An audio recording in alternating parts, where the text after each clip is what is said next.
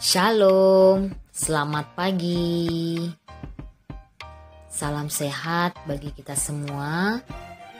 Video ini berisi tentang pembahasan dan penjelasan dari buku cetak Bupena 5C, tema 6, subtema 1, pembelajaran 1 dan 2. Namun sebelumnya, bagi yang belum subscribe, tekan tombol subscribe dan lonceng notifikasinya agar tidak ketinggalan video-video selanjutnya. Menjelaskan cara-cara untuk memahami teks eksplanasi muatan bahasa Indonesia. Teks eksplanasi merupakan teks yang berisi penjelasan tentang berbagai peristiwa yang terjadi di sekitar kita.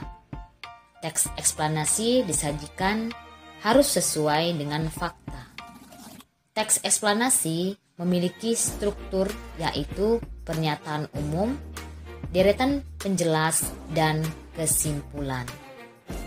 Bacalah teks Panasnya Jakarta dengan seksama, kemudian jawablah soal-soal yang ada di Bupena halaman 5. Silakan kalian baca buku cetak kalian tentang Panasnya Jakarta.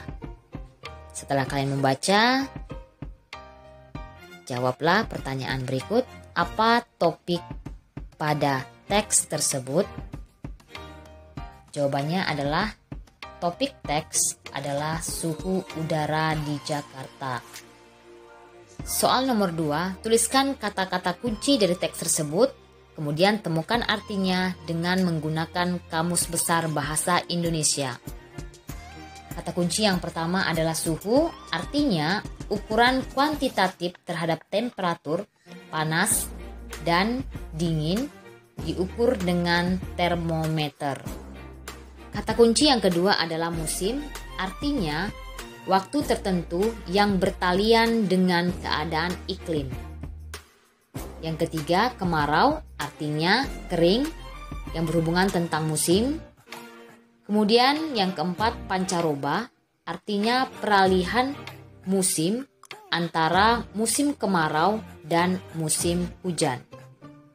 Soal nomor 3, buatlah pertanyaan-pertanyaan menggunakan kata-kata kunci tersebut. Pertanyaan yang pertama, apa penyebab tingginya suhu di Jakarta akhir-akhir ini? Yang kedua, kapan musim kemarau berlangsung? Yang ketiga, apa yang dimaksud dengan musim? Yang keempat, apa yang dimaksud dengan pancaroba? Soal nomor 4, buatlah paling sedikit 3 pertanyaan tentang hal yang ingin kamu ketahui lebih lanjut dari teks tersebut. Nah, dari teks Panasnya Jakarta kita bisa buat 3 pertanyaan. Pertanyaan yang pertama, apa yang menyebabkan suhu udara di Jakarta terasa sangat panas?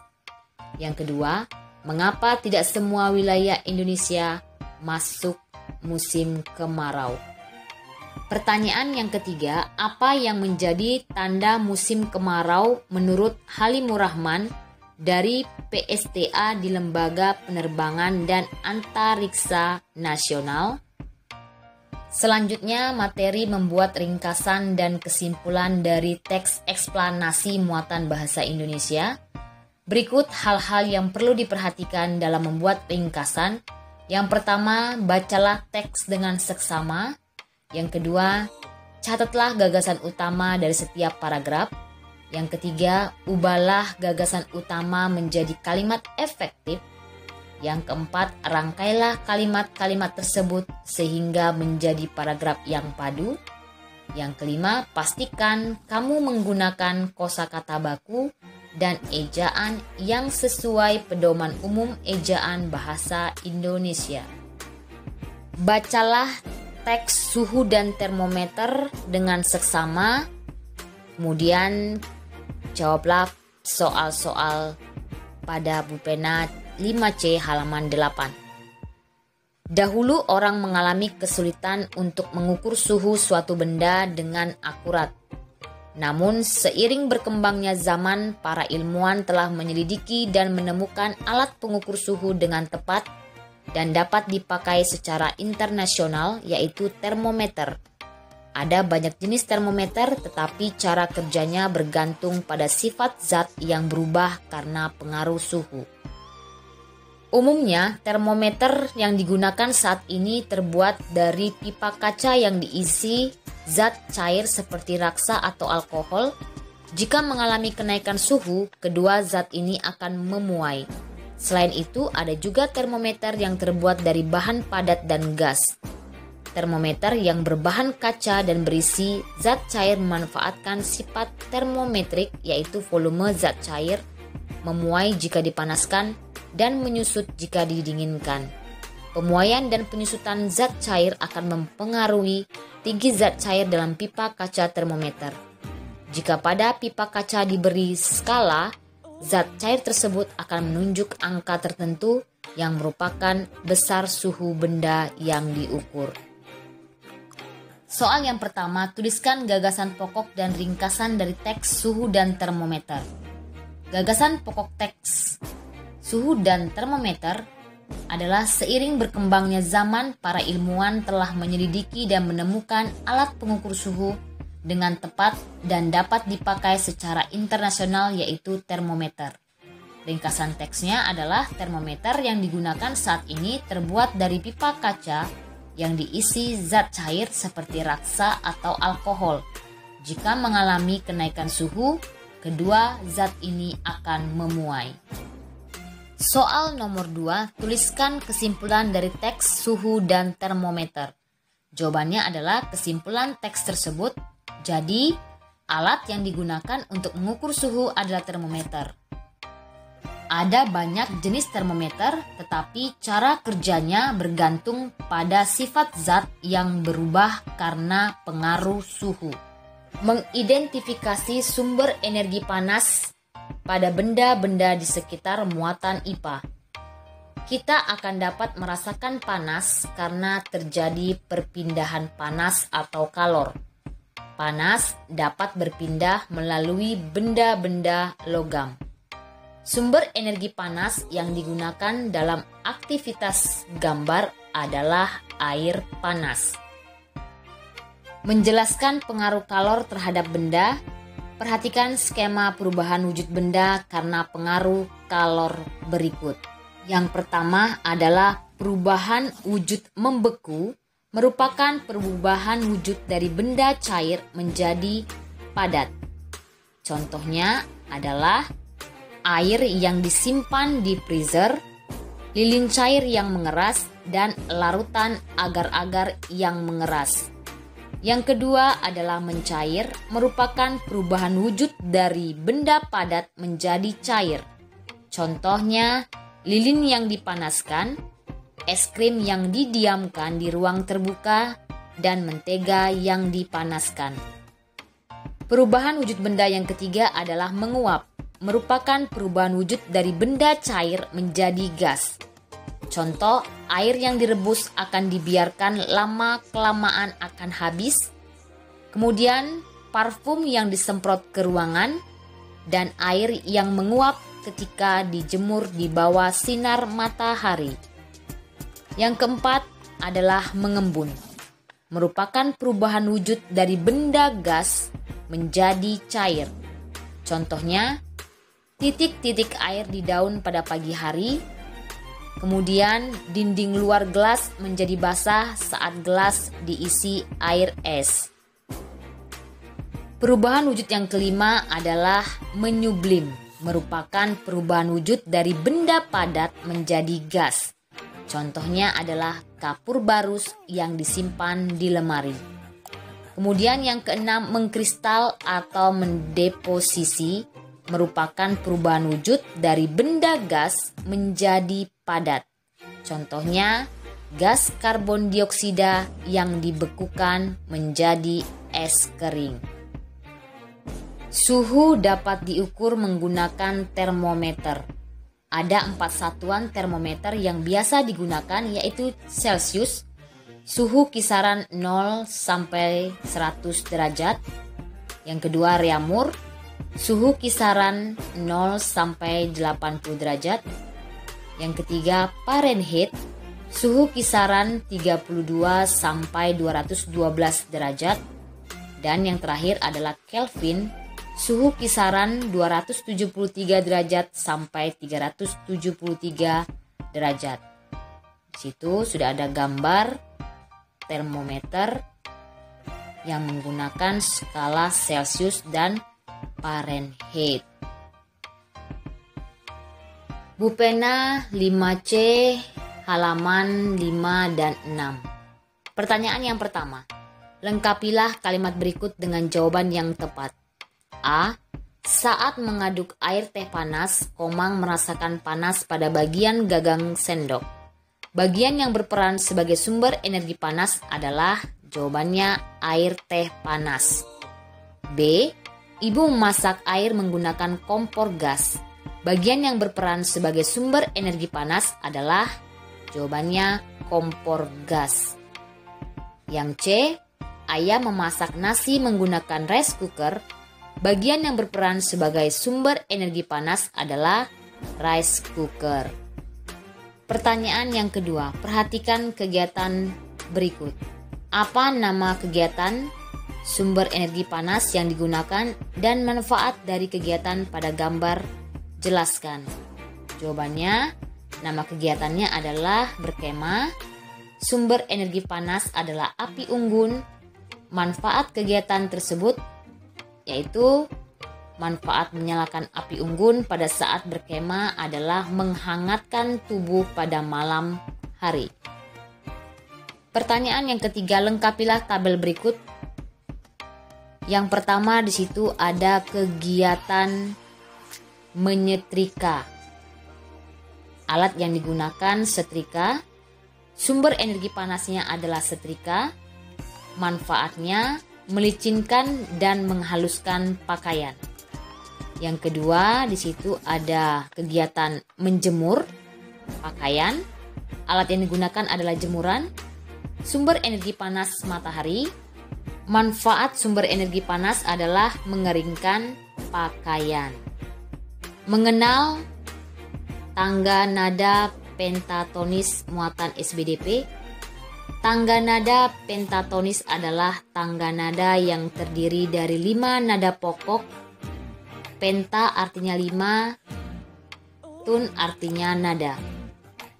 Tangga nada pentatonis biasanya digunakan pada musik daerah yang menggunakan alat musik tradisional seperti kelompok alat musik karawitan Jawa dan Sunda. Tangga nada pentatonis terbagi menjadi 2, yaitu pelok dan slendro. Tangga nada slendro adalah tangga nada yang memiliki karakteristik gagah, berani, lincah, dan gembira. Slendro merupakan sistem urutan nada terdiri dari 5 nada dalam satu gambyang dengan pola jarak yang hampir sama. Susunan nadanya seperti berikut. Berikut ini contoh susunan nada slendro, yaitu terdiri dari nada do, mi, fa, sol, si, do. Do, mi jaraknya adalah 2, mi, fa jaraknya setengah, fa, sol jaraknya 1, sol, si jaraknya 2, dan si, do jaraknya setengah. Kemudian tangga nada pelok merupakan urutan nada yang terdiri dari 5 atau 7 nada dengan menggunakan satu pola dengan jarak nada seperti berikut. Di situ ada contoh susunan nada tangga nada pelok.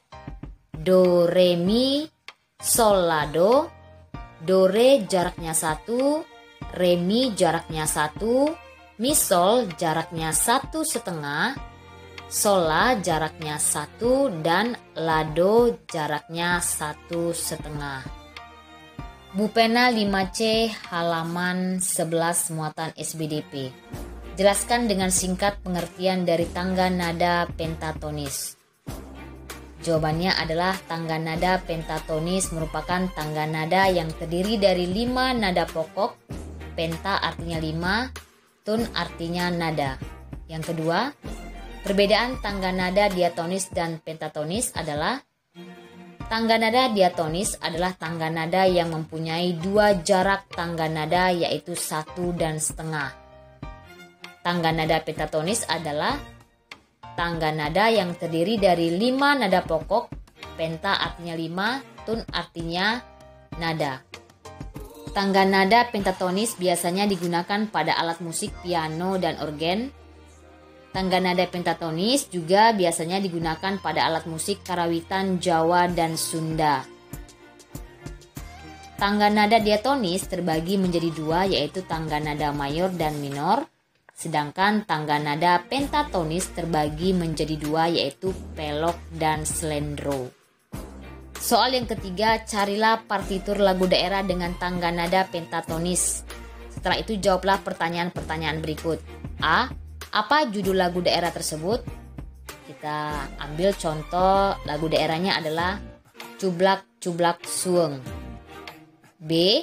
Dari mana asal lagu daerah tersebut? Cublak Cublak Suweng itu berasal dari Jawa Tengah. C. Termasuk tangga nada pentatonis jenis apakah lagu tersebut? Tangga nada slendro atau tangga nada pelok? Berikan alasannya. Lagu daerah Cublak Cublak Suweng itu termasuk tangga nada slendro karena memiliki karakteristik tangga nada yang gagah, berani, lincah, dan gembira. Pertanyaan yang D, tuliskan arti syair lagu daerah tersebut. Cublak Suweng artinya tempat suweng. Suweng adalah anting perhiasan wanita Jawa. Jadi Cublak Cublak Suweng itu artinya ada tempat harta berharga yaitu suweng atau harta sejati. Kemudian lirik Suweng Teng Gelenter artinya suweng berserakan. Harta sejati itu berupa kebahagiaan sejati sebenarnya sudah ada berserakan di sekitar manusia. Kemudian lirik yang ketiga, mambu ketudung gudel. Mambu atau baunya, ketundung dituju, gudel artinya anak kerbau. Maknanya banyak orang berusaha mencari harta sejati itu. Bahkan orang-orang bodoh diibaratkan gudel mencari harta itu dengan penuh nafsu, ego, korupsi, dan keserakahan. Tujuannya untuk menemukan kebahagiaan sejati. Lirik yang keempat, Pak Empo Lera Lere. Arti Pak Empo adalah Bapak Ompong. Lera Lere artinya menengok kanan kiri. Orang-orang bodoh itu mirip orang tua ompong yang kebingungan. Meskipun hartanya melimpah, ternyata itu harta palsu, bukan harta sejati atau kebahagiaan sejati. Lirik selanjutnya adalah Sopo Nguyu Ndeliake, yaitu Sopo Nguyu artinya siapa tertawa, Ndeliake artinya dia yang menyembunyikan, menggambarkan bahwa barang siapa bijaksana dialah yang menemukan tempat harta sejati atau kebahagiaan sejati. Kemudian lirik yang terakhir, Sir Pong Dele Kopong. Sir artinya hati nurani, Pong Dele Kopong artinya kedelai kosong tanpa isi. Artinya di dalam hati nurani yang kosong. Demikianlah pembahasan tema 6 subtema 1 pembelajaran 1 dan 2 kita pada hari ini. Semoga mudah dimengerti. Selamat belajar. Terima kasih. Shalom.